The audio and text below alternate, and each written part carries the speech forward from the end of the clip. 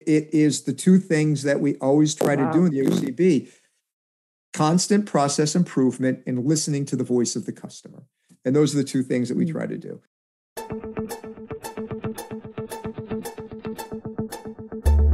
Is bodybuilding about selfies, steroids, magazines, and muscles? How do I become a successful pro bodybuilder or fitness competitor? Where do I even start if I'm new? And the biggest question of all, what are the judges looking for anyway? Even today with the internet, many people first discover bodybuilding by word of mouth. The lack of regulation has caused a boom of unqualified coaches, scattered info, biased advice, dangerous protocols, and imposing trends that are a hot mess. After 20 years in the business, I have seen it all.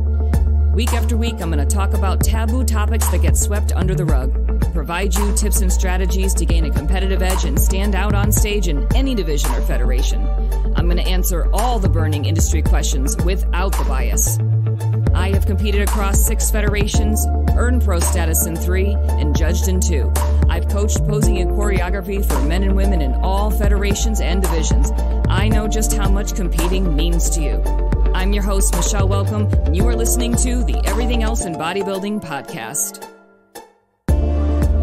Be sure to download your free guide, 5 Things Every Bodybuilder and Fitness Competitor Needs to Know Before Your Next Show at eeinbb.com. That's www.eeinbb.com.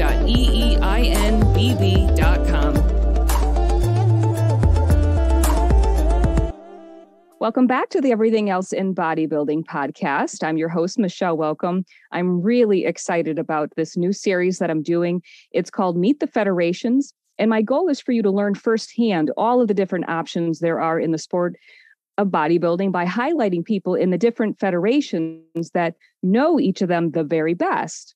And today we're talking all about the OCB.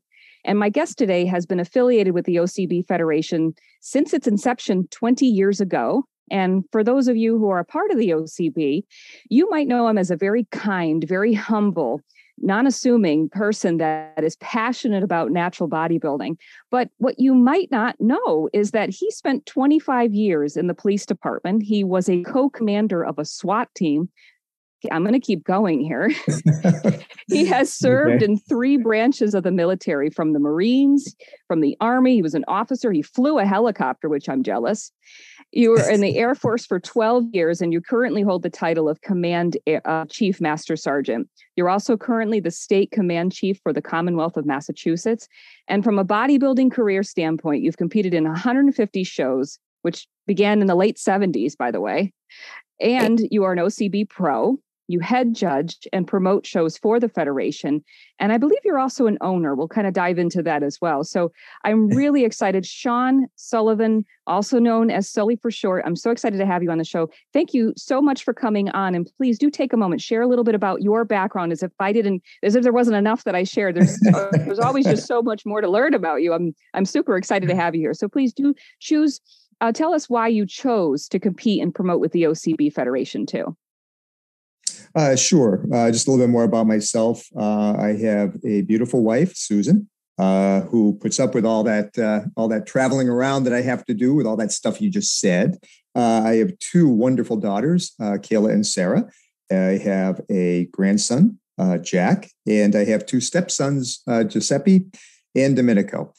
So that kind of rounds everything out. I also have the greatest job in the world, being the State Command Chief of the Air National Guard, Massachusetts, surrounded by the greatest bunch of heroes you'll ever meet. Every single one of them has an outstanding story. It's just the best men and women that I've ever had the opportunity to be around. And when I retire in a couple of years, that is what I'm going to miss. Not the ranks, not titles, not jobs, awards, none of that stuff. What I'm going to miss the most is being around some of the finest individuals that I've ever had the opportunity to be around. I do this for them. It's my position is that I do work for the Adjutant General and for the Air Component Commander, a couple of generals, but I really work for the 2,000 airmen that we have in the Massachusetts Air National Guard. That's my job. It's the best job I ever had. As for the OCB, I got into it from day one. The founder of the OCB, Matt Shepley, had a message board, and back in those days, it was one of those things, you type it in, it takes 5 minutes to upload. And, then, somebody answers below it and, you get a little bell that rings a couple of days later and bang, it's just like, slow message traffic, kind of like, like slow mail of the computer age. And I just enjoyed conversing with Matt. He really had a great vision about what the sport should be. And the cool thing about it was the OCB was just kind of like an open dialogue. Matt hadn't started a federation then.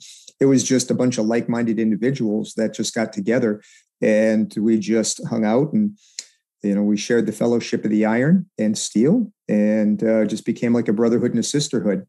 I started traveling around, and people would ask me to do seminars. I guess they kind of thought that I had some interesting things to say on the topic of weight training, etc. And when Matt decided he wanted to promote, I decided I was going to start promoting too, and decided that just because of our relationship and just the fellowship that we had built up on that website, that OCB message board, that if I was going to promote, even though I competed virtually in every federation at the time, you think it's an alphabet soup now, there's always been 20 natural federations. I think, since day one, I think, God just woke up one day and said, you know what, I'm just going to, there'll always have to be 20. I think I competed in all of them, as well as the untested federations. And I just decided to stay loyal to that group of friendship that I had formed, and have been with the OCB ever since. So that's kind of it. Along the way, obviously, and you're fiercely loyal. I see that. But what's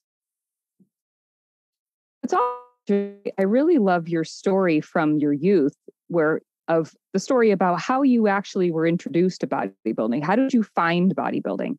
And that was really interesting to me, because it actually wasn't natural bodybuilding. You were actually you had a rough time growing up. You had a tough upbringing, and you had a moment where I don't know if you were expelled or just suspended from school for a day. You're walking home from school, but there is nowhere to go. You don't have a home at this point. And so you're walking somewhere, and you just and you start walking by this nutrition where there's a presentation with a few very muscular individuals that kind of look like comic books that you enjoyed looking at growing up. And you just kind of stumble. I mean, talk about, you can't fake fate. Talk about that moment where you're walking by and you see these incredible people, and little did you know, I'm going to let you spill the beans on who you actually ran into. Okay, I'll let you tell the story and how you ended up at the Olympia. There are moments in time that everybody has over their life, these surreal moments that happen that you never forget, that you can just reflect back upon like they were yesterday, and that's one of them. It was a late fall day, and I had been suspended for 3 days. It wasn't one; it was 3 days, and. One thing I do want to, and I've had a lot of people since I started doing my podcast, and I kind of, people who are close to me kind of knew about my upbringing. I don't talk about it a lot. I just like to put it out there when I was doing my Zen podcast, so that people understood that you can come from, you're not bound by your circumstance. Just because you were born in a certain station in life where you didn't have all the luck of the draw that some people have, that you create your own luck, that you create your own life. And that's why I put it out there. But people have come up to me and asked me about, wanting to get more in depth on that aspect of my past. And I just don't want to do it. It's personal, but I do need to say that although we had our ups and downs, I had the greatest mother in the world. I was stood up for my sophomore prom. And my mom took me out to dinner. She was not my prom date. I didn't take my mom to the prom. Okay, we'll get that out of the way right now. But she took me out to dinner that night. We dressed up. She made me feel special. She just had a disease. And anybody who suffers with somebody that has alcoholism or any kind of an addiction realizes that it is a disease. So it wasn't all bad. But we were going through a particularly bad time, and our home at the time was a orange VW bus, which I thought was the greatest home you could ever have in the world. You take the seats out and you get a little place to stay.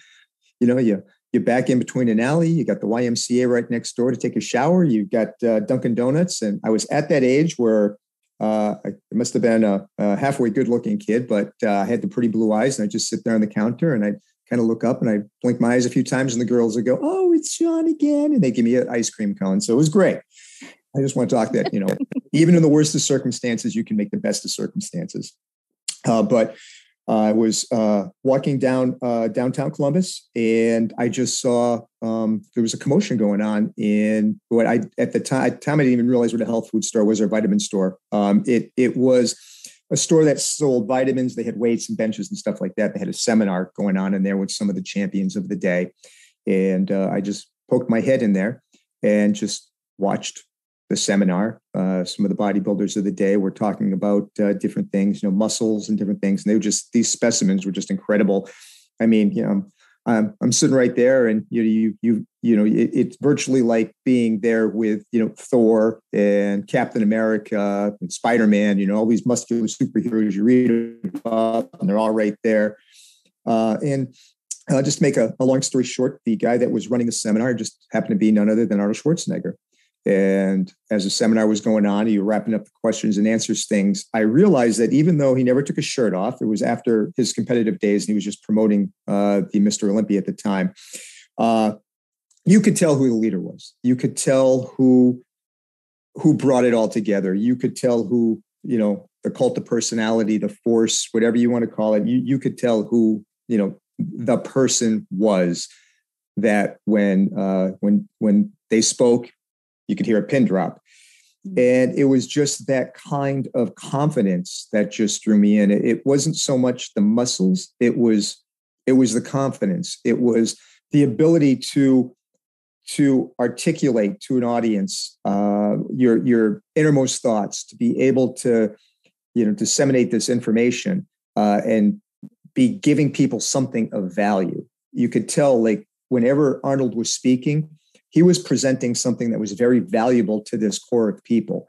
And it was just kind of that part I found to be mesmerizing. The bodybuilding was kind of secondary at that juncture.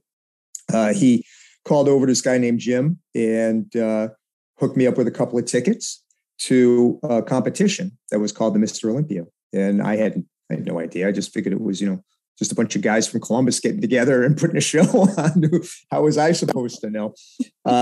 Ran back to the house on wheels, and my mom could tell how excited I was about it. And it was the first time I think that she saw me really get excited about something. I was 13, and it was the first time she really saw me get excited about anything since as long as she could remember. All I used to do is draw on paper plates, and that was it. That was like my out. And she just saw how much excitement I had, and she stayed sober.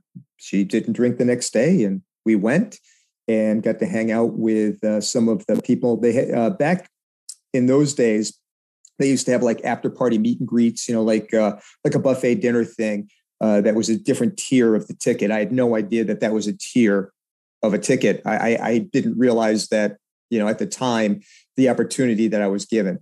But wow. I think that. Wait, so mom went with you? I didn't catch that part. Mom went with me. She was my date. Oh, that's huge. She was my date. My mom managed to make it to 2 bodybuilding competitions her entire life. The first one I ever competed in, and that one. And so I guess I was blessed with those two moments that you always remember. But after that, I just started. And then you're at the meet and greet with mom. And yep. And you're talking to these, which are, we could call them legends now. Talking to Mike Katz, or talking to. I was talking to Mike Katz. He didn't compete that night. He was there. He had competed, I think, the year before, a couple of years before that, and he was doing some other things. But he was just like ginormous. He was just, you could just tell, looking right through his clothing, that the man was immense. We had a great conversation. I found out that he was a school teacher and that he lived in Connecticut. And my mom was born in Connecticut. So, of course, that led to some conversations between the three of us. And, he started talking a little bit about his background, how he got into the sport. And I didn't talk much. I was just sitting there going, yeah, I'm a punching bag. Yeah, I'm the fat kid at school. Yeah, my grades suck. Yeah, I'm just like nodding. And then he went on to talk about how he eventually became a Mr. America and a Mr. Universe. And I'm like, I don't even know what that is. But you know what? You have a family now. You're established. You are just articulate. You are Just you could just tell he was just another leader in the community, that he was a leader of people. And that inspired me. And my mom asked me what I wanted to do after that. And I said, I need to join a gym. So there was the YMCA right down from where we were at, in quotations, at the time. And so I started working out at the Columbus YMCA, which was actually a really good gym. It was a really good place to train back in the day. And the bug bit me from there. About a year later, we moved to Massachusetts, and 1980. Yeah, 1980, we moved to Massachusetts. And it was right around the time Conan came out and Arnold Schwarzenegger started to become this, this big star. About a year later is when that happened. And as I'm getting a little bit older, I find out that Arnold Schwarzenegger keeps coming to Cape Cod, which is where we moved.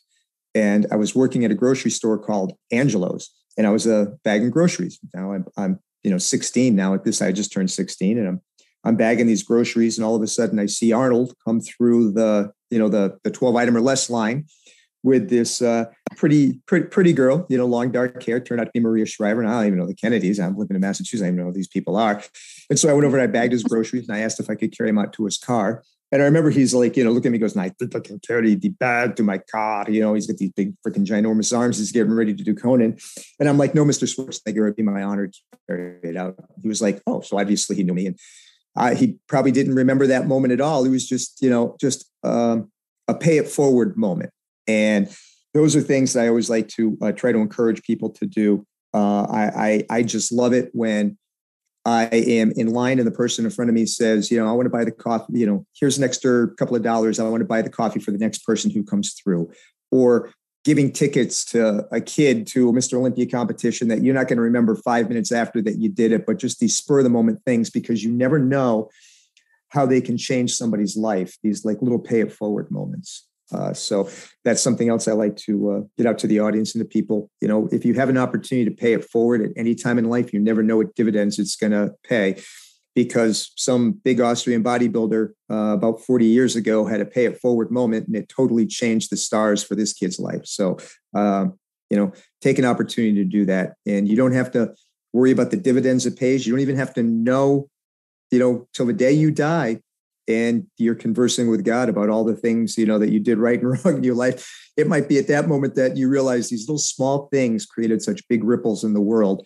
And that's what you're going to be known for, not, these big achievements that you try to create. So, but yeah, that's my story. I'm sticking to it.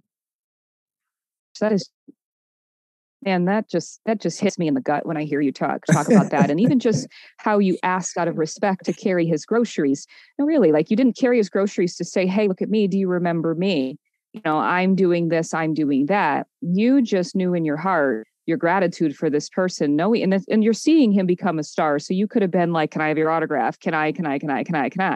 But no, you didn't. You actually gave back. You gave back to him. I don't think he probably has ever had that happen to him since he's become famous, where people would probably, when you become famous, people around you, everybody wants something from you. And you didn't. You genuinely wanted to carry this man's groceries to say thank you, because in your heart, you knew your entire life changed. Like, that hit me. That really does. And there was also one other moment, and then I want to kind of dive into why you went into the natural bodybuilding route rather the non-drug tested federations. But before we do, I want to make one more point about this profound moment that you had with Arnold, because you asked him, "How do you get those people?" Again, we're back in the nutrition store for a second. So let me just dive back to that moment. And you asked him, you said, "How did you get all these people to love you?" And when his response was so human, his response was, "Go ahead, I'll let you say it." His response was to call over the whole crux of the moment. And this is what I mean by pay it forward moments, is that he could tell just by looking at me that here's a moment where there's somebody struggling. There's somebody that has not found themselves. They haven't found their inner person. They're kind of like a little bit lost in life. And by calling Jim over and just giving this kid 2 tickets to a bodybuilding competition, I think he realized that could be the spark or the crux or the the moment, so to speak. And it was actually, when we were there at the after event, it was actually Arnold who had mentioned Mike Katz to me. So it was almost like in his head, in that moment, the synapses of his brain fire, and he realizes that, I don't know anything about this kid, but I can tell by his appearance and the question that he asked, and what he keyed in on, where he needs to be and who he needs to talk to. My mom, at the time, being more of a cynic, thought he was just trying to blow us off.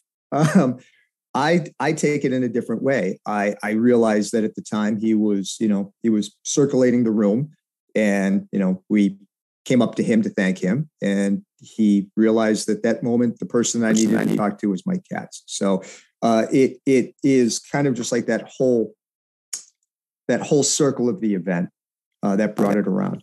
And that is why. Didn't he say to you that to get all these people to love you, you got to start by loving yourself? Yes. Yep. Exactly. Yeah. I mean, exactly. So this is this famous person, somebody who well known, from Pumping Iron, just how driven and just how, unbelievably driven this person is. But wow, that was very human. And for him and very smart and savvy, like he's obviously understands people, and that he wouldn't be in the position he's in if he didn't, where he understood this is Mike Katz as a teenager. I need this teenager to talk to Mike Katz. So, because you're going to relate to Mike Katz because it's part of a lot of that story is similar to what you could relate to. And because of that, you had an epiphany. And that's when after that, you got your gym membership, correct? I did. And when we moved to the Cape, I did end up running into Arnold frequently after that because at the time there was only really one gym on all of Cape Cod. And at the time he would train there. So I'd run into him there. I'd see him from time to time. I never wanted to be a nudge or nag to him. We would just, I'd be getting an ice cream and then he'd be there getting his rum raisin ice cream. I still remember the ice cream that he would order. I was cookie dough. Well, actually, there was no cookie dough back then. It was the chocolate chip, vanilla chocolate chip. But it was just like this repetitive cycle. And then I saw him a couple of times. I went to the Arnold Schwarzenegger Classic, but I saw that change that Arnold had to go through as his persona became bigger than life. And I know that Arnold has had a charmed life, but I bet you, if you were to ask the man, what were the best times of his life, he would say when he was at the height of his competition time to when he was just starting out as a movie star, because he was able to have those moments. Because I bet I'm not the only unique person out there that Arnold had that opportunity to touch. People see him in Pumping Iron. It was literally, I knew there was a movie called Pumping Iron, a book called Pumping Iron after I had met him. And it was literally years later that I saw Pumping Iron. And I remember watching Pumping Iron. I'm going, this dude's kind of a dink. This is not the guy I met, because he's kind of coming off like egotistical and he's, psyching out Lou and all this other stuff. We find out decades later that they kind of set the movie up that way and, and whatever, he was trying to play a persona. But getting back to people and how they can change, I bet that the best times of his life were there. Because when I got to see him in the late 90s and then early 2000s going to the Arnold Schwarzenegger Classic, he just had this entourage and he couldn't go anywhere and he couldn't really connect. And you said it best. At that point in your life, you don't know who your friends are because it just gets to that point where, you're this surreal being to them and they want to be in your gravitational pull because it helps them in one way or another. And I just, when I think of Arnold, I just remember there's that guy that could walk into an ice cream store in Osterville, Massachusetts. Main Street, Osterville is where he used to get his ice cream.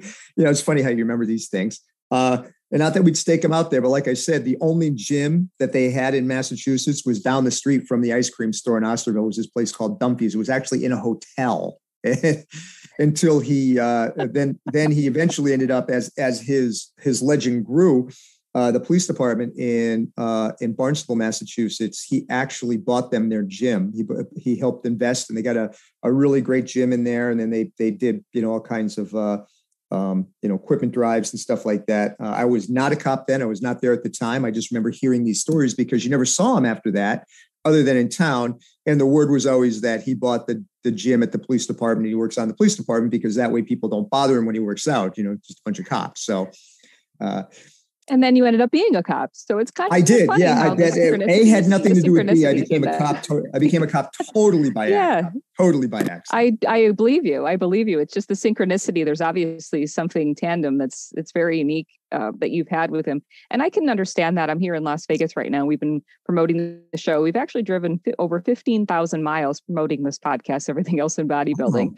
We're living in a van, so I can relate to the whole like wheel on wheels type of thing. And, is it a we're VW? here in Las Vegas.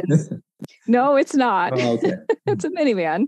So, and I can understand that and appreciate, because I would say this is like the fitness mecca of the world. If I was going to be so bold, I understand Gold's Gym and Venice is the mecca, but I'm saying like a fitness mecca because there's just such an overabundance of fitness facilities here, and they're all packed, like packed. So we go to one where you spend a little bit more, but you get less members. So it's a little bit more exclusive.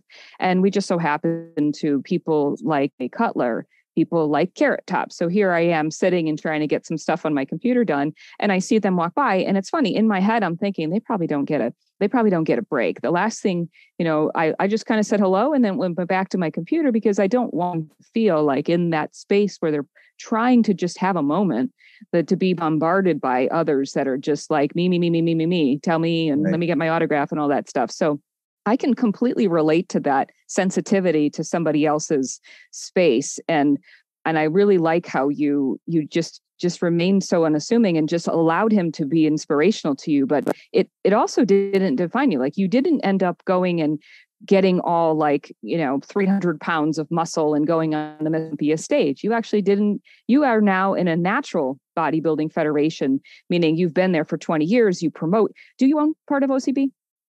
I do. Okay. So there is an ownership there. I mean, that's huge. So you have gone your journey for since the 1970s, 1979, I believe, is when you first started competing.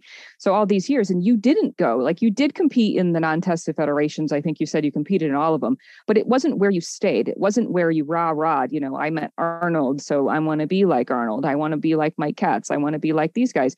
You wanted to be you, and you found your own journey. And how did it go from being inspired by Arnold to, I'm going to stay in this natural federation and I'm not going to go into the non-drug tested federations and promote there? I had to be in my 20s before I even realized that steroids were a thing. And I learned about steroids when I was a Marine, because a lot of the Marines were going over into Mexico to get steroids so that I never partook of anything, but they were taking them not for cosmetic purposes. They were taking things for field purposes so that they could be bigger, stronger, faster, better Marines. And not a lot of them, just a few that I ran into. So it's not, I don't want to color it as, there was some kind of an epidemic problem. There were one or two guys that I would talk to about it. And they would tell me, oh, yeah, it's not just us. The baseball players are using it, and football players, a lot of bodybuilders. And I'm like, bodybuilders? And it started dawning on me that, yeah, you know what? It would make sense. And it's not that I didn't kind of see things. It's kind of like, you look back afterwards and you kind of go, oh, yeah, that would make sense. That was the pills I saw that were in somebody's gym bag, or that's why somebody had a syringe. And that's why, you start making these connections, in your snaps, but it really wasn't something that I really fully understood and comprehended. At the level I was competing at, there'd always be one or two really ginormous people. And I just go, hey, wow, they're genetically gifted. The rest of us were just like all these also-rans. And now I realized the also-rans were the ones who didn't figure out that, steroids made a difference at the time. And there was a moment where there was, trying to remember, it was Robert Kennedy's magazine. He was a publisher back in the day. And the annual 80 or 79 or 80 or something like that. It was an annual that had all the information from the year in it. And it was talking about this guy, Chet Yorton, who just had the first natural Mr. America. And I went, oh, and I'm reading it and I'm like, Chet Yorton, that's the guy I know from the movies, because I used to watch movies. I was obsessed with Annette Funicello. So I'd watch all the beach movies. And there was Muscle Beach Party, and Chet Yorton was in that. And then he was in another movie, Don't Make Waves, with Tony Curtis. And I saw that. And I remember this guy, Chet Yorton, this big muscular guy who was an actor. And then he was also, I remembered from learning a little bit about Arnold, a guy who beat Arnold in a bodybuilding competition. And I just started putting everything together like, oh my God, this guy who doesn't take steroids beat Arnold in a competition. And now he has drug tested competitions. Where can I learn more about this? And there weren't a lot of them. I believe Chet's shows were, he was living in Vegas at the time, of all things, and his shows were in Vegas. So I started looking around for drug tested shows, and there really wasn't anything I could find until around 83, 84. There would, some federations would pop up and they would be drug tested, all natural. And I didn't get to do my first one until 1988. I was out of the Marine Corps and I was back in Massachusetts. It was 88, and it was the ANBC, and they had a competition in Massachusetts, the Berkshire Classic.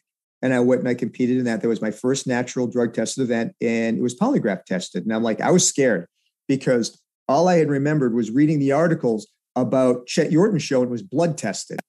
And I got this thing for needles. You know, I'm not afraid of them. I just like, you know, when we have to line up to have blood draws or shots in the military, I'm like the guy at the end of the line. You know, I try to play it off like I'm encouraging everybody. Don't worry about it. Don't worry about it. Inside, I'm sweating. Yeah. You know, when I found out it's this polygraph thing, I'm like, oh, okay.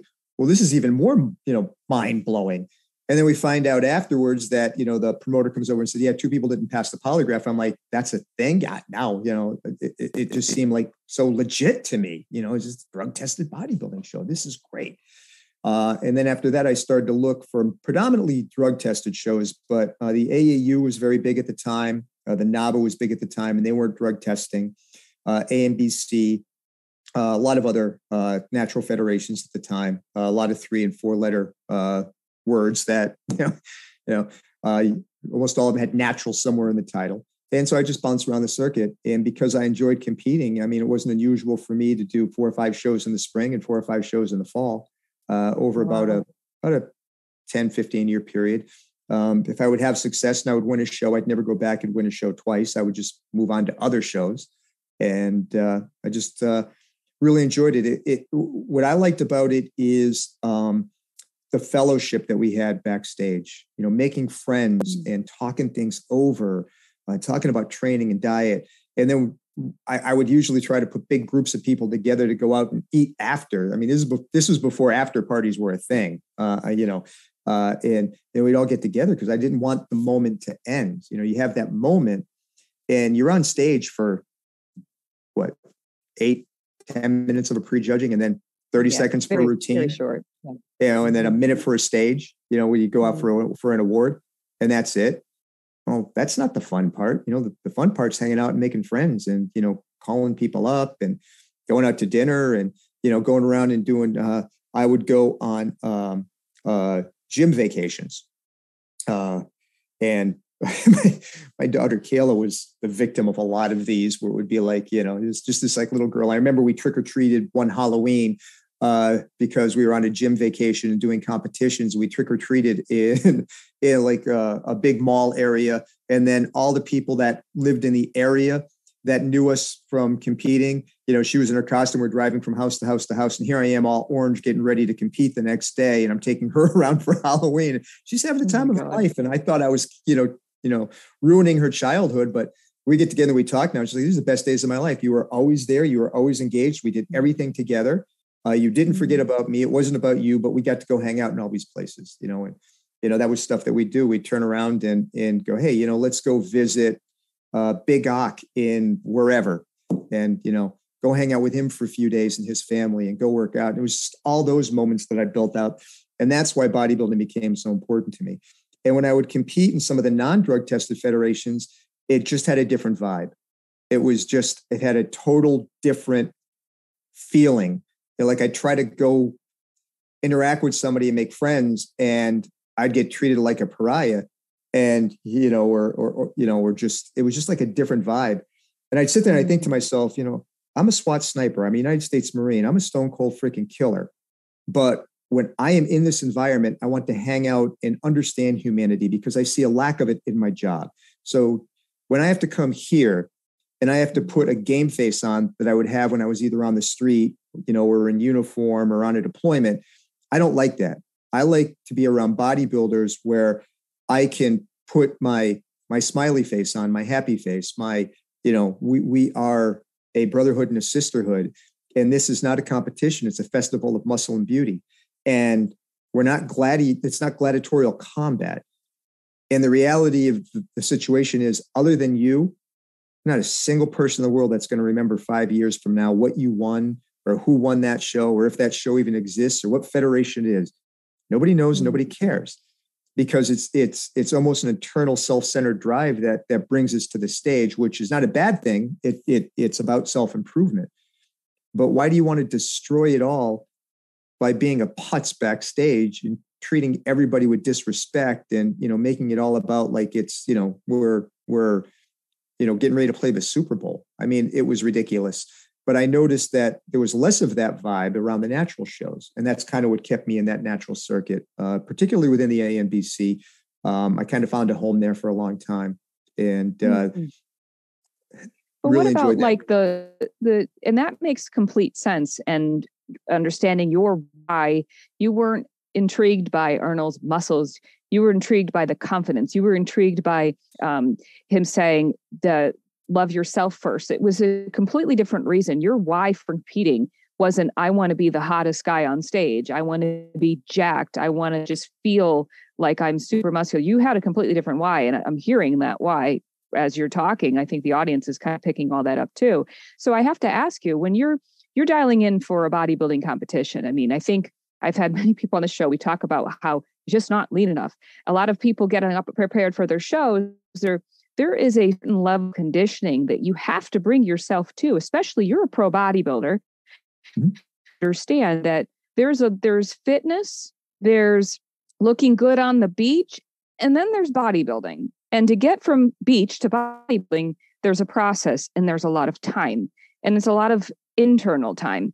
Camaraderie that you're talking about at the show is very different than the journey to the stage. So what is it internally that drove you through those moments of challenge as you're getting your body fat down and down and down and down and down? And this, I've been competing for 20 years. I started funny. The ANBC was my first federation too, bodybuilding, natural bodybuilding. So it's like, oh yeah, I know what you're talking about. So I understand the level of conditioning that it takes to get there. And what got you through those moments? What was your why? It wasn't, hey, will Arnold look great? Or, hey, I want to look hot. What was it for you? Continuous self-improvement. I try to do it at all levels, on the intellectual level, on the emotional level, on the spiritual level, and on the physical level. I've always been trying to get to that next level of improvement. And when it came to physique, I tried to stay lean let me rephrase that. I went through the bulk up, diet down phases, and boy, I could bulk up. I remember times where I was pushing close to, 230, 240 pounds, and it wasn't bulking. Considering I competed at my best 158 and 160. No, I just got fat. And then you have the vanilla chocolate chip icing. The vanilla chocolate I love ice cream. Ice cream and cookies. I've never met a cookie I didn't like. In fact, my wife's making cookies for my stepson now, and I'm just sitting here going, "Oh, I love a cookie." But at a certain point, I managed to. I just realized that I'm not doing myself any favors. I'm really gaining nothing from this, so I would stay relatively lean. And I got to a point where I realized that I did not, I was always doing self-experimentation. So I put it, we'll start with that. But I realized that I didn't need to do as much to have the same result. And then I started thinking, does everybody do overkill? So let me go with this. I've never been one to eat, 5,000 calories a day in order to gain muscle. It didn't work for me. But I've never been somebody that would diet on 800 calories a day to get lean. Because that's too extreme too. It didn't really work for me. I was never somebody that would train 6 days a week for 3 hours a day. I found that training 3 days a week for 40 minutes per session and adding a fourth day as I got closer to the show, and then eliminating it as I got real close to the show, because I could never understand the logic of doing more when you're eating less. Why are you going to 6 days a week and 2 hour a day workouts when your calories at your lowest, nutrition's at your lowest? So I would reverse that back. My cardio was always running, and it was always running because I was always at the military or a cop or doing something where running was required.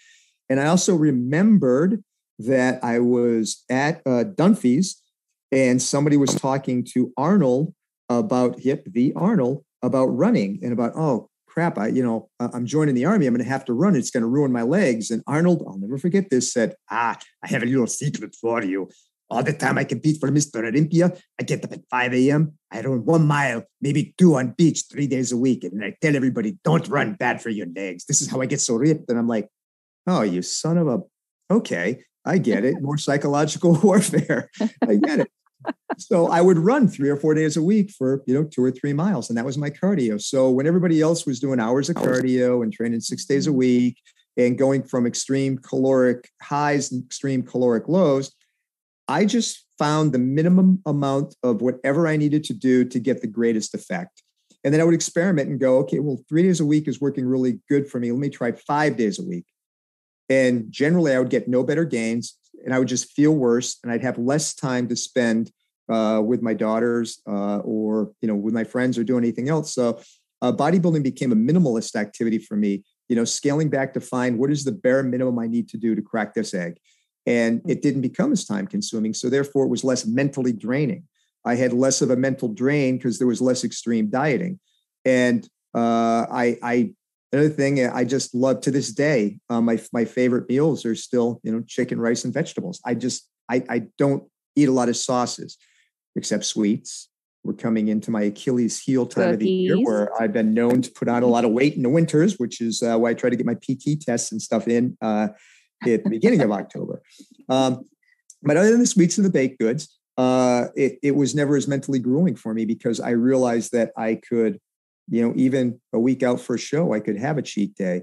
I never was a proponent of cutting water or doing all this crazy. I remember thinking it just sounds like voodoo when they would talk about, you have to do all this stuff to peak. And I was talking to one coach, and I worked with a lot of coaches, and I would try what they said, and I get no better results. And I go back to, some of the minimalist stuff. And I'd always ask the same thing. Why? Well, you've got to, you've got to take, 299 milligram potassium tablets per day, every day. You have to cut your sodium to 0. You have to drink distilled water, and then you have to water load. And then what? And I'd be like, why? Aren't muscles made of water? And just all these questions that nobody asked 20 years ago, I'm asking, and nobody could give me an answer. It's just because. I'm like, I don't like because. It doesn't seem to work for me. I'm going to do my own thing. So as far, long answer to a short question, it was never really that grueling for me, because it was never that extreme. It was never 6 days a week. Your perspective was never extreme. Even everything that you're describing, you're still looking and approaching bodybuilding and your bodybuilding prep in a humble way. You're saying to myself, okay, this is what's working for me. This is making me feel a certain way. You're listening to your body. You're humble enough to not be like, well, I just need to add 5 more days because I'm important. So I need to feel more important. So I need to do 2 hours a day of this, that, and the other thing. Like, you don't have that. So you were able to kind of look at your own reflection and be like, you know what? I think that this is better for me. This works better for me. Listen to your body. That doesn't happen today. And I couldn't agree with you more. Like, it's like the Wild West when it comes to coaches. And I'm very concerned. The more I'm seeing with the social media in particular, the more I'm seeing the pro card pushing. That is really concerning. In particular, I'm seeing the one division I'm seeing it the most is the bikini division. Bad, probably because with bikini, you don't need 10 years of competing to compete. You just need a foundation of muscle. So that could be 2 years. It could be you might have been athletic your whole life, so you may actually have a foundation of muscle. So your opportunity could be a lot sooner versus like figure you need more years of training to build that more separation, that physique that you're looking for as a figure competitor. So what I'm seeing now that's very concerning is people aren't listening to the body. They're just listening to their coach. They they meet with a coach and it like shuts off. It's like, I'm just going to do what coach said. And I'm not going to ask questions. And this coach is, well, I'm going to take you to the Olympia. I'm going to make you a pro. Like that's the pro card pushing up. We got another pro this weekend. We got another, Olympia qualifier. So I'm very concerned about that in the industry itself. And it's refreshing to hear you talk about it. And I really wish that what you're saying would be on blast more about listening to your body, and more is not better. More is not going to give you more. And I'm in my 40s now. I started competing at 20. And the things that I did probably midway through at around 30, I look back and I'm like, man, that was brutal. And I couldn't sustain it. It's taxing on the body. It's too much. And then as you get to 40, it's like, there's no freaking way I can recover from that.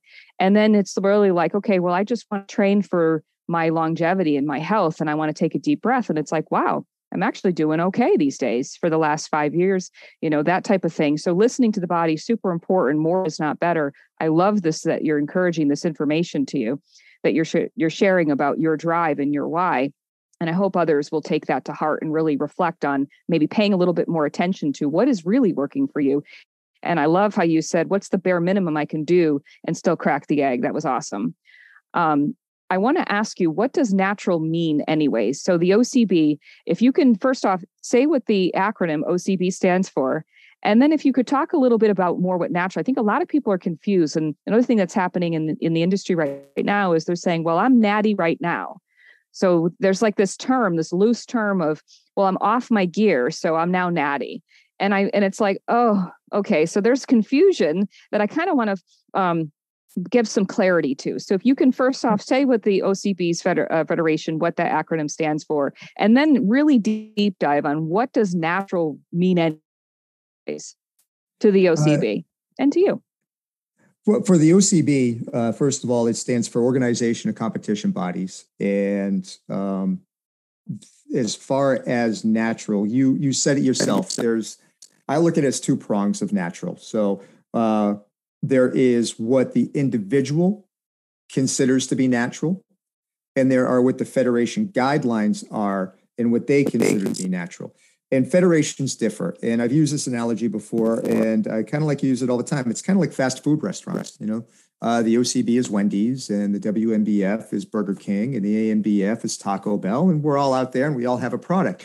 What's the commonality of it? It's all food. It's all fast food. It all tastes good. But what do you want? Do you want a burrito? Do you want a Whopper? Do you want a fillet of fish? You go out and you get what you want. So all we worry about in the OCB is, doing the best that we can put out the best possible product that we can with the most consistency, as steeped in things being fair, repeatable, defendable, and just to the best of our ability. And we don't worry about, what Taco Bell is doing. We don't worry about what Wendy's is doing. We don't worry about what anybody else is doing. It's people sometimes get upset. And I don't do a lot of social media following. I go on, I advertise for my show, or I'll check in on my airman, or I'll put something out, and then I jump off because it can be a little toxic. And people come to me all the time and say, hey, did you hear what they were saying about you? And the only thing I always ask him is, well, why did they feel comfortable saying that about me in front of you? I mean, where do you stand in all this as far as, having my back? So it shows me more when people come to me about them, what my relationship is than anything else. But what I'm getting at is that we don't turn around and do anything against anybody or try to one up or whatever to include what we consider natural. And that was kind of like my long way of bringing us to what is our organizational stance. For natural, for the OCB, we go with the WADA list. So we go by WADA with a few exclusions. We do allow DHEA up to 100 milligrams a day. And we will allow something like 7-keto DHEA. Just a few minor tweaks that we've looked at. We've kind of gone, we don't really consider that to be an unfair advantage, even though it is on the WADA list. But predominantly we go by WADA. Why? Because it is consistently updated. You can go onto their website and punch something in and find out that it was added, 7 days ago. If you try to do this on your own, you are going to get a popsicle headache. So for our organization, natural is adhering to the WADA guidelines. And that also includes no use of TRT unless there's a medical necessity to it. And some federations will allow it. If you have a doctor's note, that's fine. There you go. That's your taco.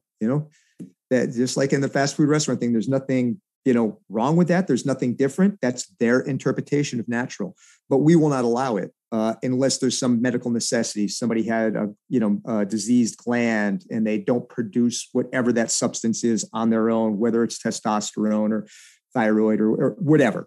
That we'll give them a waiver for that. But if it is, my doctor diagnosed me with low testosterone and he put me on, testosterone therapy, or I'm on the pellet, or I'm on this, or whatever. That's a quality of life. And it just our view as an organization is that's an unfair advantage, because every bodybuilder, male or female, over the age of 40 that has competed for more than 5 or 10 years is going to be on the low range of testosterone. But it doesn't take into account, your different, like there's 3 different types of testosterone. You have active, you have binding, you have free. It doesn't measure the ratio of one to the other. There's a lot of factors there, and I'm not going to get technical or medical on it because even I don't fully understand it. I just understand from talking to the professionals that yes, you might be on the low end as somebody who competed for 30 years in bodybuilding, but it's still not low for you because you're still holding on to 160 pounds of muscle. You're still bench pressing 350 pounds. You're still doing all these things, and you're still, you're not at 28% body fat. So that's just a natural part of aging in the bodybuilding world. And that's kind of how we look at it. That's just our stance. And the other aspect of natural, you said your personal stance. I think the organization kind of reflects how my personal stance is. We do have an ownership group. I will not speak for everybody on there, what they personally feel natural is, but I think that gets a good handle on it. Now, I've talked to some competitors who personally feel that it's not natural to use creatine, or it's not natural to use branched chain amino acids or anything. If it's not real regular food that you can get at the grocery store, then it's not natural. Okay, that's their viewpoint. I absolutely respect it. And I am not going to try to change anybody's viewpoint on that. I think that's the biggest thing that is happening in this country. We cannot have disagreement without weaponizing it. I mean, everything from politics to race to religion to you name it. If there's something out there, what bodybuilding federation that you want to compete in, everything's getting weaponized and we're using it to attack each other. And I don't see it that way. I applaud the AMBF for the Mr. America or any of these other federations for their stance on natural and their viewpoint. That's great. I appreciate that. I respect it, appreciate it, and you go. And anybody whose viewpoint is that, I think as long as, you're off the gear for a year, you're natural. I think if you've ever been on the gear, you're not. But yeah, we go 7 years. We go 7 years. We go 7 years back to kind of give people who made a mistake a break. But it's the two. The two vary with user end, but that's the OCB stance, and that's just my personal stance. I think if you've ever used, then you're not truly natural.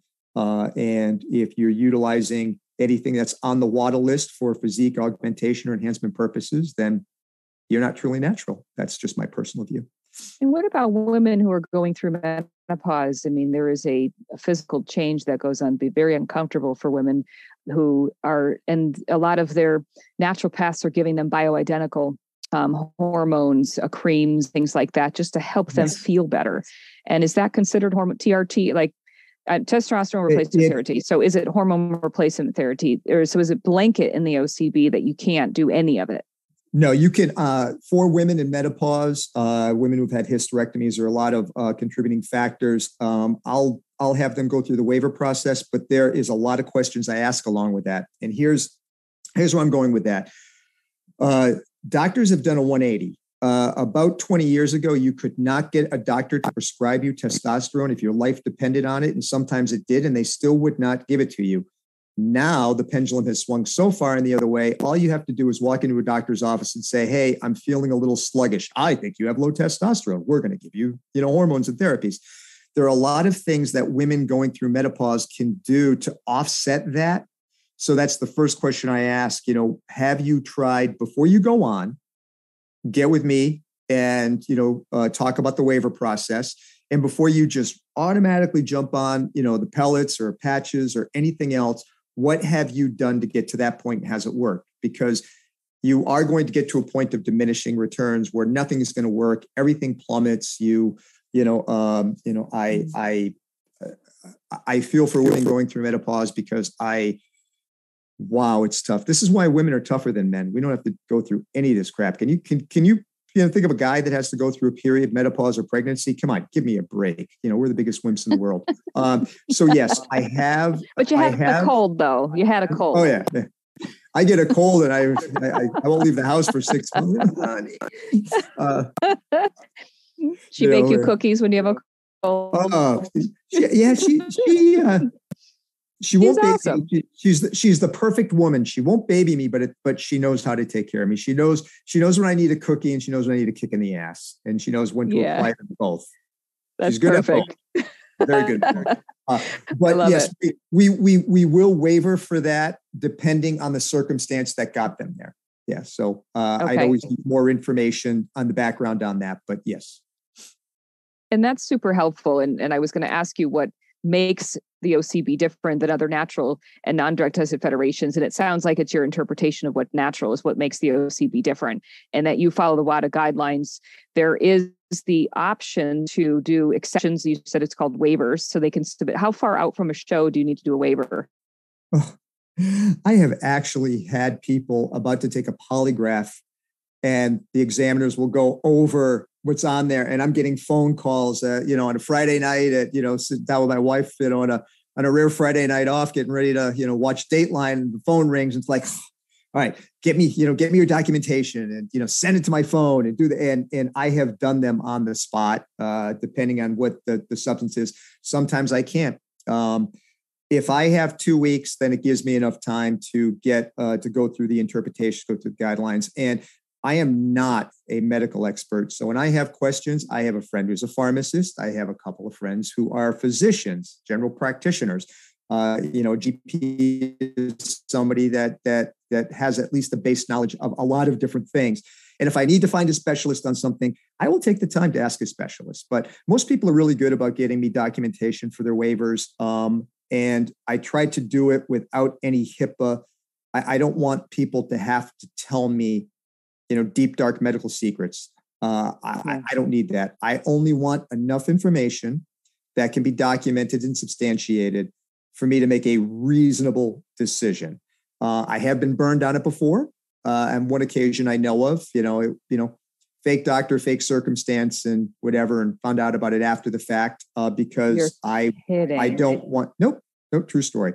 But it's because I don't want to, I don't feel that my role is to, to do a medical deep dive for the 1 or 2 people every 2 or 3 years. They're going to lie to me about this. You know what? I would rather, not badger the innocent, and people are trying to do it the right way and making them jump through hoops and making a miserable experience for them.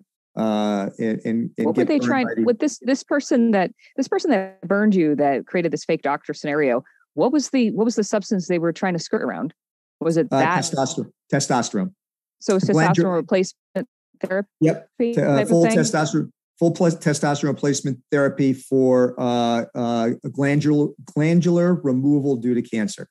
And then when a urine test comes back, and there are 9 different anabolic substances that are not used medicinally by any doctor, it calls into question the situation, which leads to more questions, which leads to no documentation, which leads to, sorry. So this person literally pretended to have a cancer. So they never had cancer. Yes. Never lost a gland. To my knowledge, no. And it could never be documented. It could never be proven. Man. And when the questions arose, there was actually somebody who competed in one of my shows too, a show I promote. It was somebody I knew.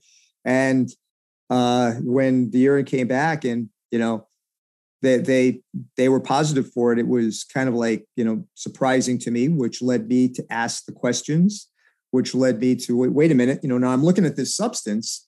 And from my knowledge, this is not something that's given as a replacement. It's definitely not given in a replacement to get you this, this ratio. I can't remember what it was, a 30-to-1 ratio or something ridiculous of testosterone to estrogen. And there were multiple compounds in there. So I'm like, a doctor is going to give you a patch or a pellet or something, on a basis so that it's a more even amount. It just, a lot didn't make sense. Asked for further documentation, got nothing. And ultimately. Did you ask why? Just curious. Did you ask why? No. No, didn't ask why. And did this person look that great that they needed 8 different or whatever, multiple different compounds? Did they look that great? No, that's the funny thing about it. They did not look. They did not look funny. Did not look that. All these massive compounds didn't win. Nope. Yeah, that's something.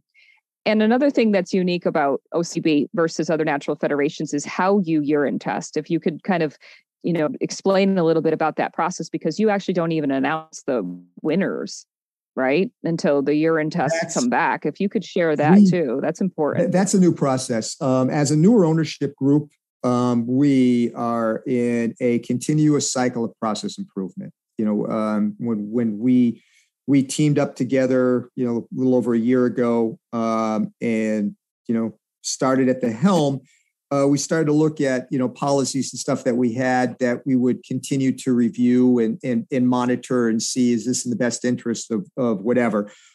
So now what we're doing is we're not posting results until after the tests come back. And here's why. As an organization, we just don't want to announce because this is the era of social media and social media bullying. And I've just seen some things that are just heartbreaking that don't involve bodybuilding. And we've had situations in the organization in the past where, you post the results and then a name comes off and we don't make an announcement. We don't tell anybody, but people figure it out. They weren't at the show. They don't know who was there. They just looked and, that must be. And it causes undue embarrassment for people. And that's not our goal. Our goal is to maintain as clean an environment as we possibly can. We've also changed some things. So now it's not just a cut and dry, you fail your analysis test, 7-year ban, you're done. No. We are now looking at the WADA guidelines. Like, what does WADA say as far as their organizational body for how long should a suspension for a substance be? They don't really, they don't do what this, doesn't matter what it is. Everything's 7 years, off with your head. They do everything as if it's this substance, it's 3 years. If it's this, it's 2 years. So we kind of go by that as a basic guideline. But then we also implemented a full and transparent process where the individual who tests positive will have a hearing. So they have 7 days in writing to turn around and say, I want to present a case. And then myself and one other member of the ownership group, the board, will sit down and have a Zoom meeting. We'll go over documentation and we will assess it. So we want to be fair. We want to be equitable. There are tainted supplements out there. There are. I'm not throwing supplement companies under the bus, and I'm not going to, point to anyone. Look what happened with Blackstone Labs. Blackstone Labs was selling stuff over the counter, and they were filling it with stuff's antibiotics. They were filling it with all kinds of stuff. People didn't know that. Exactly. Obviously they went to jail, but that is so rare. I would think with all of the third-party testing and stuff that goes on, really depends on the supplement company that they're affiliated with. There was even the people that were supposed to be testing were in cahoots on it. So yeah, that just sucked. Yeah. So I think that hearing idea of something so tragic like that, obviously that's an extreme case, but you allow 7 days. How long has that process been in place? We started that a couple months ago. Okay, so that's new. You've actually We're fairly had new. a lot of stuff if you want to. Yeah, there's a few things that are from also masters competitors. Masters pros can compete in an amateur open stage and become a pro. That's new. You also reduce, this isn't super new, but something that is relatively new is you reduce the age of a masters competitor down to 35. So there's been a lot of changes. Females only. Yep. That's females only. Just for females. Yep. Males is still 40. Okay. Females is 35. The funny thing is we did, Matt and I back probably 15 years ago, and more Matt than I, because for a long time, Matt would use me as a sounding board, but then he'd go out and do research. And you want to talk about somebody who, he'd come back with reams of stuff. I don't know where he would find stuff. He would just disappear into his laboratory and come up with, look at this. And he would send me an email with like 50 attachments. And it's like, oh, geez, there's a little light reading for the weekend. Okay.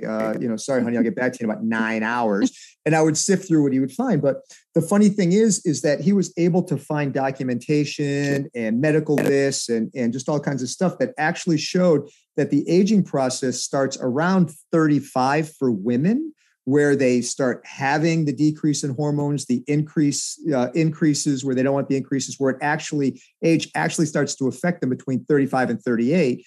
And for men, it's around 40 to 43. So then he said, do you think we should make masters women 38 and men 43? And I'm like, it's just going to confuse the heck out of everybody. So we started with 35 and 40. And we were at 35 and 40 for a number of years. And then just for continuity, it went to 40 across the board. And then about, a little over a year ago, we were looking at what changes to implement. That came up again. And we said, let's go back to 35 and 40. So that's where that change came from. But it came from reams of research that he did back in the day. Have you gotten a lot of bash on that? I know there's a lot of women who are in their late 40s, mid 50s competing in shows, and they're competing now against women who are 35, which you said kind of starts around women versus a menopausal woman versus who's just kind of starting a change. There is slightly different. Have you gotten a lot of backlash about that? A little bit, but not a significant amount. But as I said earlier, we're in a constant state of continuous process improvement. So we listen to our customers. If it was a situation where, we were getting, reams of information from women that, not fair. But I just haven't heard it. I've heard it from a couple of women in their 50s. And I can understand that, but they're usually looking for an opportunity to compete as pros. Like, can you add a 45 plus or a 50 plus division? And that's usually where I'm getting those conversations, but I haven't received a lot of emails, traffic, or people stopping me on the street saying, hey, this has got to change again. Interesting. Yeah. Well, what about what do you consider the most difficult division to judge? From bikini, figure, physique, bodybuilding versus classic physique, bodybuilding, men's physique. So you've got an abundance of divisions in the organization. And which one do you think is the most difficult to judge? I think consistently it's bikini. But now it's going to probably be wellness, even though I am so actively training my judges. I have video seminar series out. What I even have started implementing Zoom meetings. So like if you're a promoter and you know who your 7 judges are going to be a week out, then we get together, we either have a Zoom meeting or you have to go through the video series that dissect how to judge for OCB, these different federations, and what is wellness. So wellness hasn't provided as many issues as I thought it would, because it's still new to the OCB, and because every show doesn't have it, and some shows that have it only have a couple of competitors. Others have 14, 18 women doing wellness.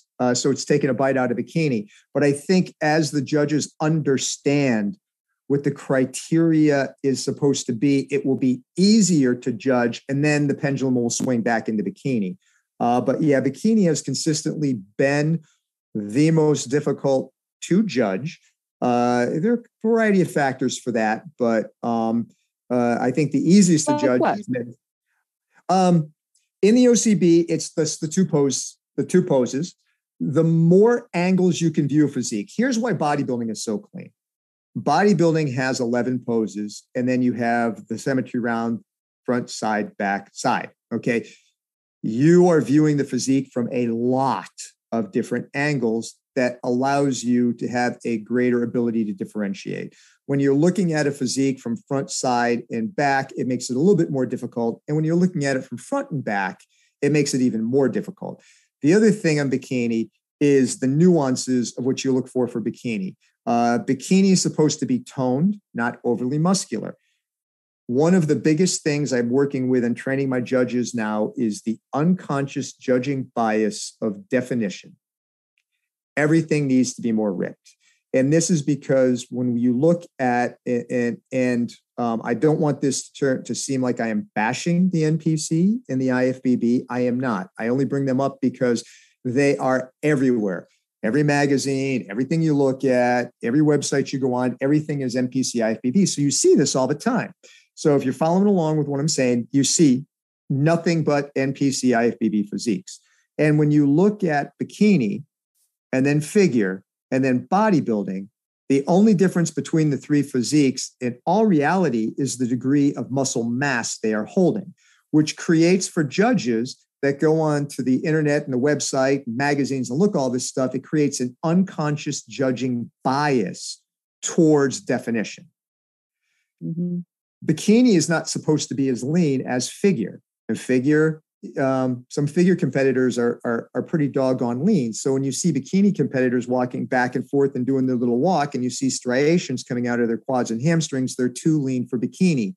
The other aspect about bikini that makes it difficult to judge is the overemphasis on glutes.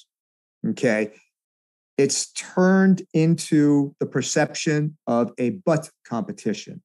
If it was a butt competition, the Kardashians would win hands down every show, no contest. But, let's face it, none of the Kardashians could even enter a competition and place well. But it's an overemphasis on the glutes and trying to train the judges what to look for from the front pose that would be considered the right level of muscularity and the right right amount of definition, and the same from the back pose.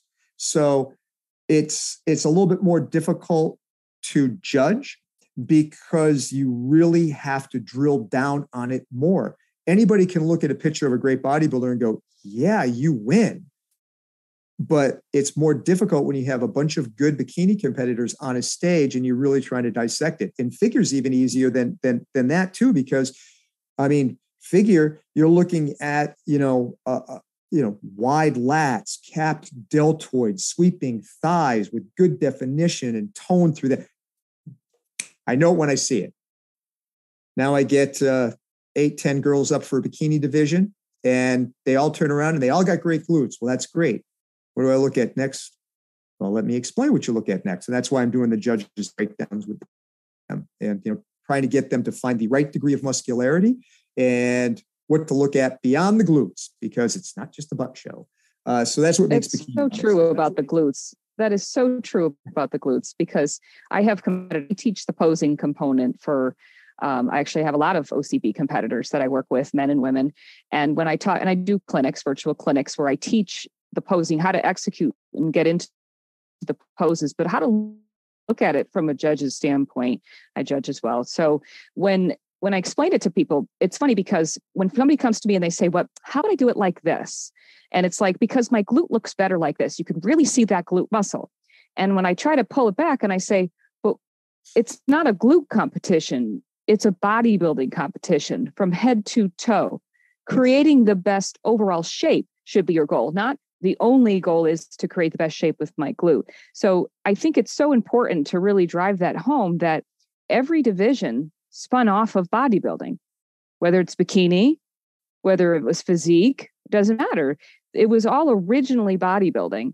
So with the exception of wellness being more of a pear-shaped, asymmetric frame, everything from bikini to figure to bodybuilding is structurally looking for a certain type of balance. And I agree with you that there only being poses in bikini really does make it difficult, because especially when you just need a foundation of muscle. You could have been athletic your entire life and you could train for a few months and do a bikini competition, and you might even do really well, especially if you have genetically a very tiny waistline. So what else is there to do if you have muscle?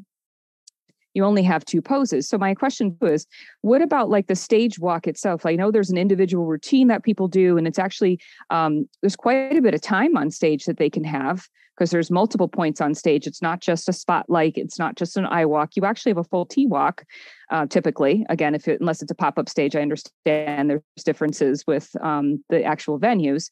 But is there that could be incorporated to help maybe with soaring, maybe a little bit more presentation, maybe a little bit more, I don't know, anything in between? Or is it not what you're looking for? You really just want to keep it two poses? Because I agree with you. Bodybuilding division is super easy. I find it easier to judge bodybuilding myself because there's a lot more poses. And even figure, it's like, okay, somebody comes out on stage, you can pretty much get your top 5 pretty good. And bikini, there's a whole lot more to factor. So where do we go from here? In the OCB for the bikini, so you have a front and back pose, but then you also have a line that's taped further back from the stage. So if you can picture how the stage looks for a T walk, where you come out to the back of the stage, and then you present there, and then you walk up to the front, very front of the stage, you present there, and then you go to each wing. What we do in that round is we have them, turn and face the curtain, walk to the curtain, and there'll be a blue line there, turn around, face front, walk to the blue line to the front. And we have them do that for a reason, because we can then assess their body through movement. We can determine, do they have abdominal muscularity? We can tell, how much muscle do you have in your upper torso? You can tell the 2 degree of muscularity that they have in their thighs and their hamstrings. When they're walking backwards, are they able to just pull all that in and make it look, kind of like a Play-Doh fun factory? They can just kind of like pull everything into a glute pose, and then it all just goes, you can tell. We have them walk, not because we want to see how sultry they can walk on the heels. And I'm telling you the truth, that sometimes I just want to turn around. I want to go, coaches, please control your clients. This is not a burlesque show. We want to see them walk, not so they can flip their hair, wink at us, and do all this sexy stuff. We want to see them walk so we can see their freaking physiques. So tone that down a little bit, coaches. It's nice to have a little. You don't need a lot. But what we're looking at is how everything moves, transitions, and pops. I actually get more out of having them walk to the curtain, turn around, and walk forward. I get more out of my judging scores on that than I do with front and back poses. So that's how we incorporated that, because we do not score the individual stage walks, routines, or any of that. We don't score that. We score the physique all at one time. Now, the reason that we don't score physique in the stage walk is because, as you know, physiques change. They get better and they get worse. They get better and they get worse. Is it fair to incorporate a score on how they look and perform on a stage walk, where that stage walk could have been 20 minutes or 5 hours later? No, because you need to be compared in the group at the time. When you're in a comparison, it is a snapshot in time. It's how everybody looks there. It's not how you looked in your pictures before you got to the venue. And it's not how you looked when you were getting your trophies at night. And it's not even how you look when you're on stage doing your stage walk. It is how you looked when you were in that lineup and when you were compared to your others. So that's why we added that little bit of a stage walk in back and forth. So the audience has heard from Sully himself that bikini competitors have two poses. However, when you were walking away from the judges and to the judges on that stage walk component of the pre-judging round, not the individual walk that I was talking about earlier, that particular component, just looking at the jiggle. You did, they're looking for some jiggle, like, does it fall apart in the glutes and hamstrings? It's really tight. But you also said something important too, that when they turn around, is their abdominal definition. So you're looking from a total standpoint. So walk is critical, but not for what people think, the winky wink, right, boot, looking out, look at me. It's really like, you got to be careful because they're actually assessing, they're not on and make yourself look presentable, but you don't want to over present and potentially create more jiggle with your sassy pants walk, or turn around and not really show any sort of abdominal definition, which might have actually helped you. So those are, I think, critical for competitors to understand a little bit more about what they're being judged on, and how not just the two poses, but how else they can better their chances of getting a better score. So that, I think, was very, very good to share with the audience. And I do want to know also, so you did talk about how, like, that your judges, like, how they are learning criteria. You talked about how your calls that you actually have, how are you doing quality? How are you able to pick your judges? Do they have to have certain criteria? Do they background in order to be a judge for the OCB? A competitive background. You don't need to be a pro competitor, but to have a competitive background, because you need to understand what happens at the event, what the body goes through. You have to understand, like, at least the criteria that you come from. So you don't need to be a pro. You at least need to be, a competitor and have a competitive background.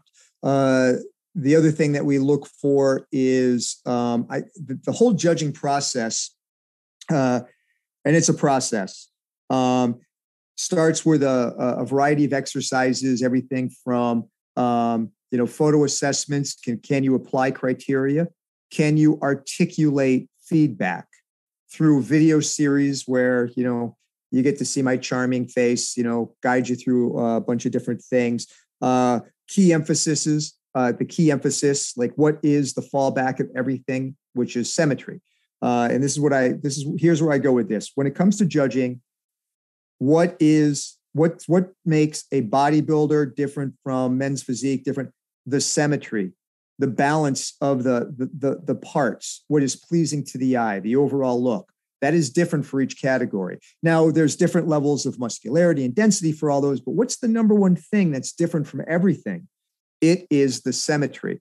So I also have tools and videos on how to develop an eye for symmetry. I have rubrics that I give people that they can go by of, like the hierarchy of for what category after symmetry. I get 3 physiques on stage that meet the ideal for symmetry.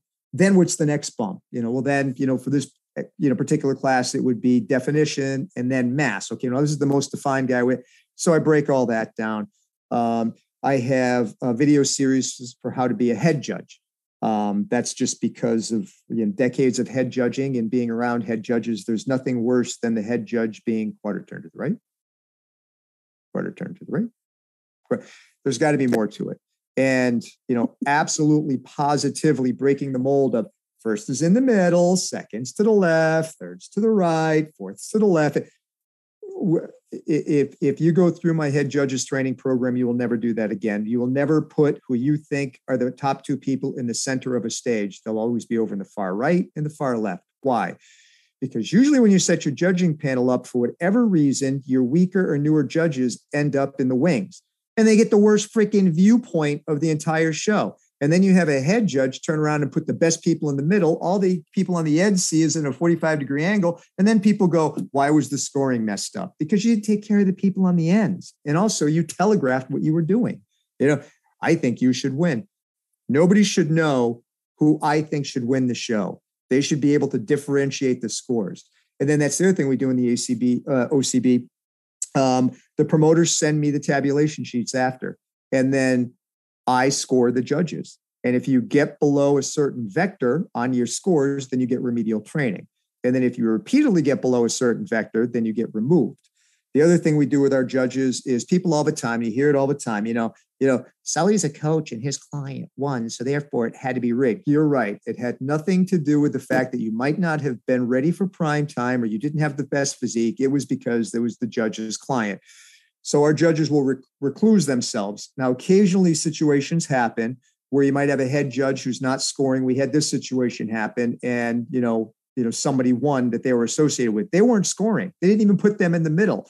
They were just, so now we have to make sure we have 2 head judges capable of doing it. So let's say you have, you need 5 judges on a panel. I tell promoters to bring in 7, and you have floating judges. So then what will happen before you, let's say, Michelle welcomes my client and she's coming up in, the figure 8 class, and I'm her trainer. The head judge will turn around and say, next class up is going to be the, women's figure class A. Judge 4, Sean Sully Sullivan, has a competitor in that class. He will be reclused. I stand up, I leave. He'll be replaced by Joe Blow. And Joe Blow comes and sits down, puts his name on the score sheet. So I now know on that score sheet, Joe Blow scored that. So their error is not mine. And then the other thing I always look at, and I started doing— Joe Blow's fault. It's Joe Blow's fault. So if you win, it's Joe's fault. But the other thing I look at is on judging anomalies. If I see an anomalous score, the first thing I do is I go on Facebook. I find that judge on Facebook and I see who their clients are. It's a simple tool. I have not yet found a situation where, at least this year, I've not found a single situation where a judge has padded things. You know what I usually see? On the rare instances where a judge has a client in the show, you'll have 4 judges that'll have that client first, and he would have had him second or third. I have seen that more than I see the reverse. It's like I'm intentionally not helping, but we try to alleviate that by rotating, by having rotating judging panels. So those are all the things. It's true. People are so sensitive to politics. They're so sensitive to favoritism, and there's no, and I think that erring on the side of caution is a really great idea. And I like that you actually judge the judges. That's improved for quality control, and also understanding that there is a whole process that you take these judges through in order to be even qualified. And they don't have to be a pro, but you have to at least understand bodybuilding. So at least have competed. Yes. So that's very unique to OCB and the federation itself. There's a lot of what you've shared to very unique to the federation. And I can say, having gone to a show, I have again a lot of posing clients that I would come and support. And I met you at the show, the Yorton Cup. And honestly, I was so impressed by the camaraderie, not just amongst the competitors, but amongst the coaches. The vibe there was very friendly. And what you talked about, how certain shows, and I've experienced that myself, where backstage, it's like everybody's got, snot face. And it's like, why? We're all here doing this hobby, this thing. It's a hobby.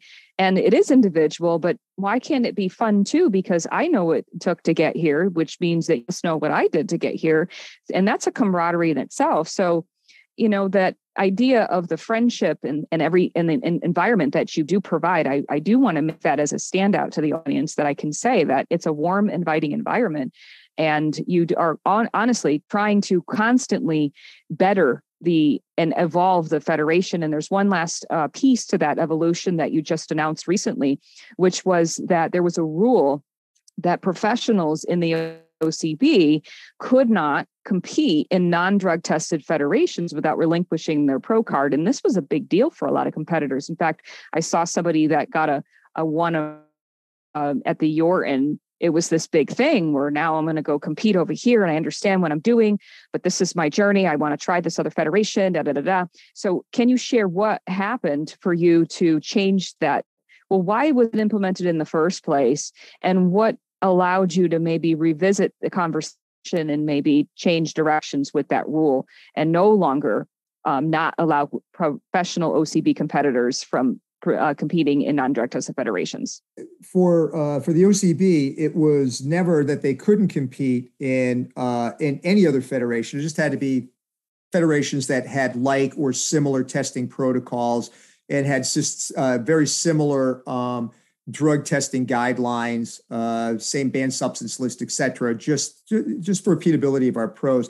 But the thing that changed is we were listening to our customers, and people just wanted more opportunities to compete. And we were just like, yeah, fine. Okay.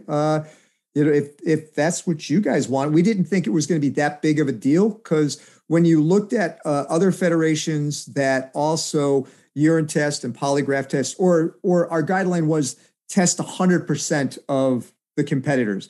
It was to prevent our pros from going into a situation where a federation would say they drug test, but they really don't. Half the people are on something, the other half aren't. We just wanted to, make sure that they stayed on the same level playing field. But And I did the math when we inherited that situation. I sat down, I did the math, and I went, okay, well, between NGA, WNBF, IPE, and I can't remember the other federations, it came out to like 75 pro shows per year that competitors had the opportunity to compete in. And I'm like, well, that if you're a pro in all those organizations, you have 75 shows to do. That's enough shows, have at it.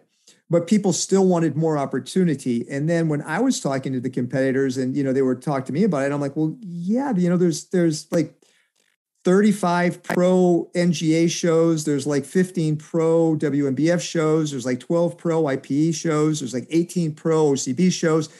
And then it was kind of like that aha moment. They were like, yeah, but there's only one OCB pro show I don't have to fly to.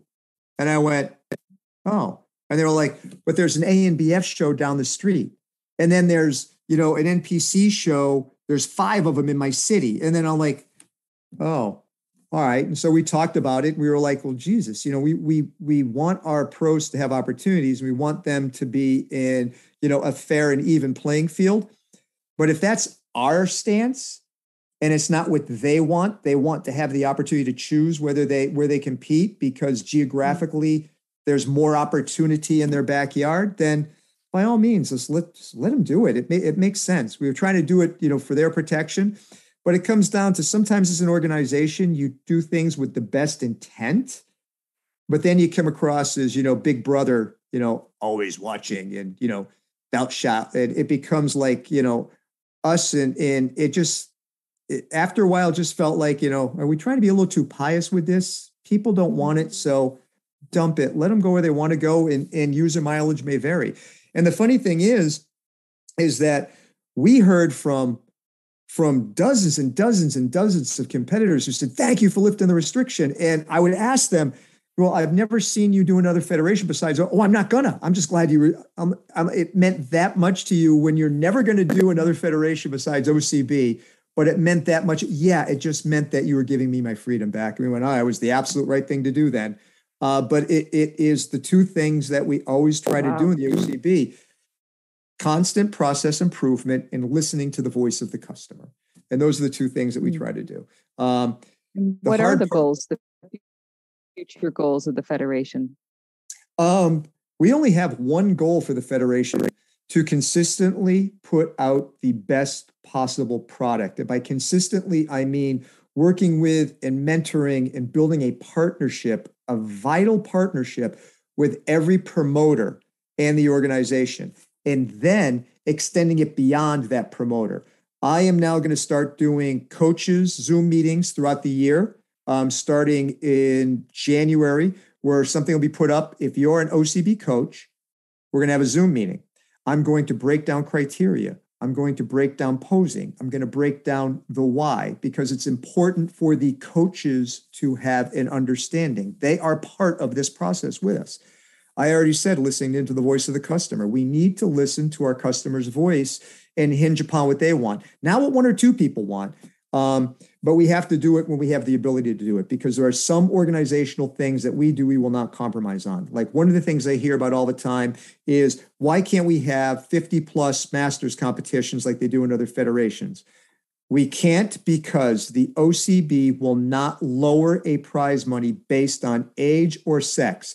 If you are a 50-year-old female, you are going to get the same payout as if you are a 25-year-old male. We will change nothing and alter nothing.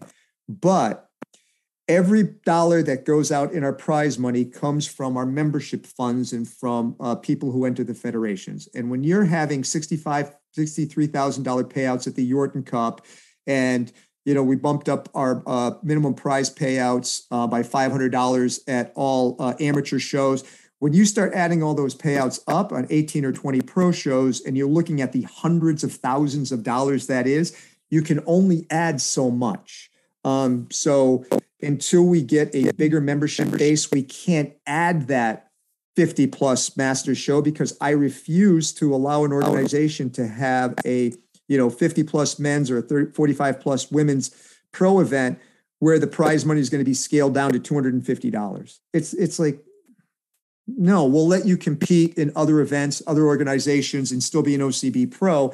So we'll allow you opportunity, but we won't compromise on that. So we try to find that balance between our things that we won't compromise on and those things that we will when it comes to listening to the voice of the customer. But really, there sounds like there's an opening there. So you just need more over 50 competitors.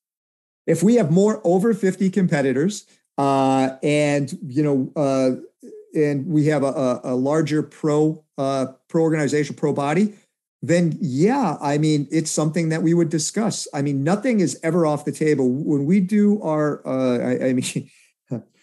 I would like to say that as an ownership group, we meet monthly, but no, it's more like continuous conversation. I mean, we're always talking, but we do have our major meetings by our bylaws and our guidelines and stuff like that. We adhere to it, Rogers rules and all that.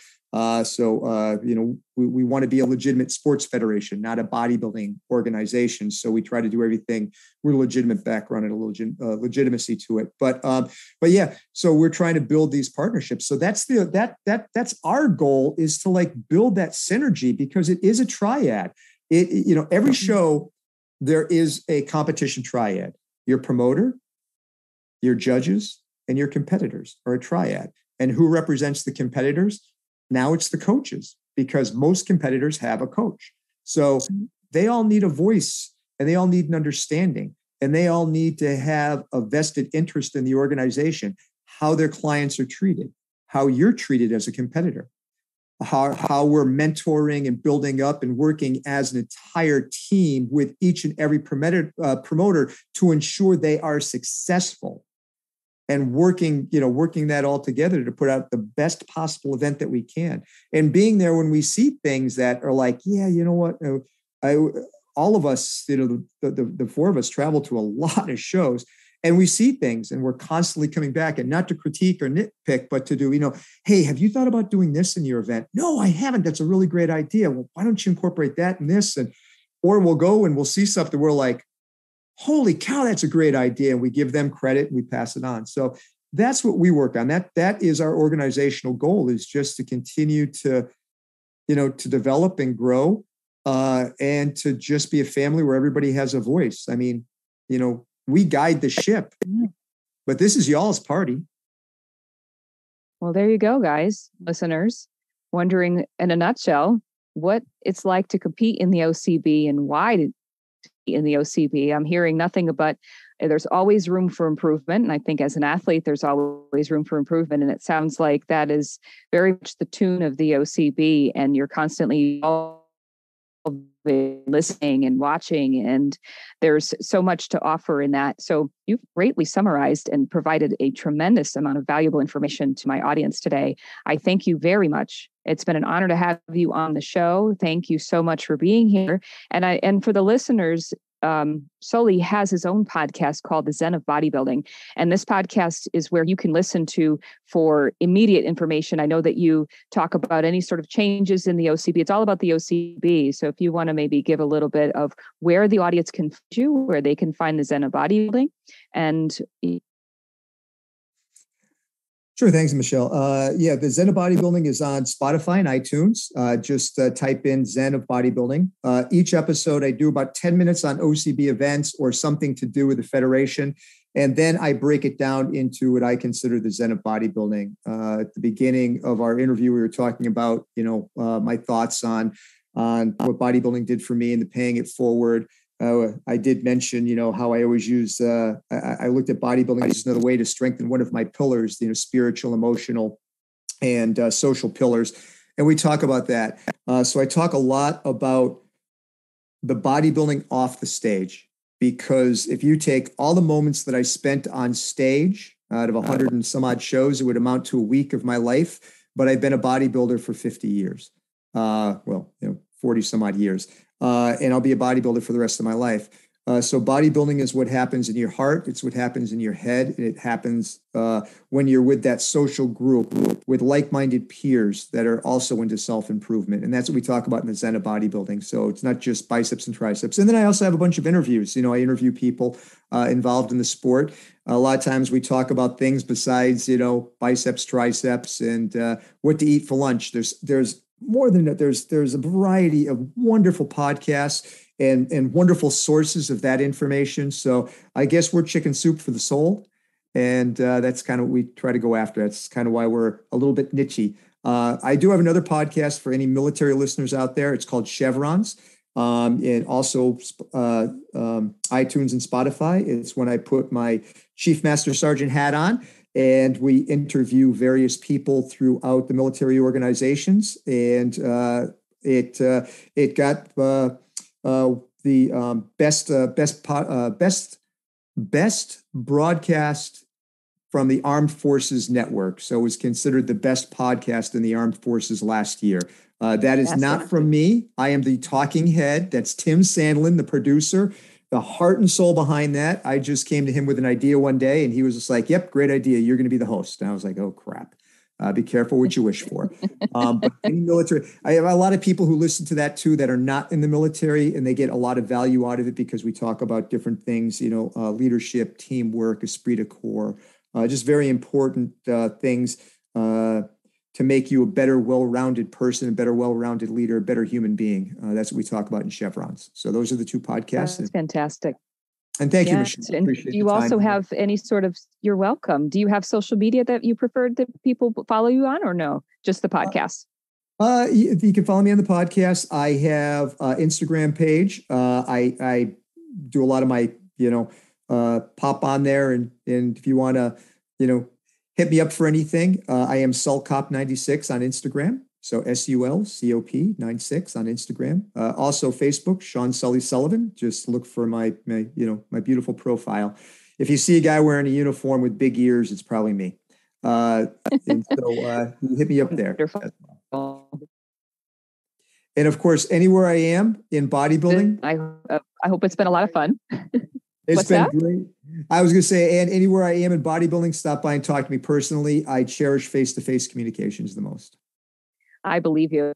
Yeah. You always have time to talk to people no matter how busy you are. And you had time to talk to my audience today. So I thank you so much. And I will be, again, promoting this and getting the information out there for the series so that people can learn all about the OCB Federation and what makes it different. And I couldn't think of a better person to come on the show to explain that. Thank you once again, Sully. I appreciate your time and I look forward to keeping in touch. Well, thank you, Michelle, and have a great night. Thank you. You too. You too. Bye now. Bye. Ever wonder if you are posing correctly for your division? Learn to Pose is dedicated to taking out the guesswork on how to pose for all categories in bodybuilding. Learn 5 ways you can improve your posing skills in 5 minutes guaranteed at www.learntopose.com. There are free posing tutorials available for the bikini, figure, and men's physique categories, and more on the way for other divisions in bodybuilding. It's free, so go access your free posing tutorial for bikini, figure, or men's physique at learntopose.com.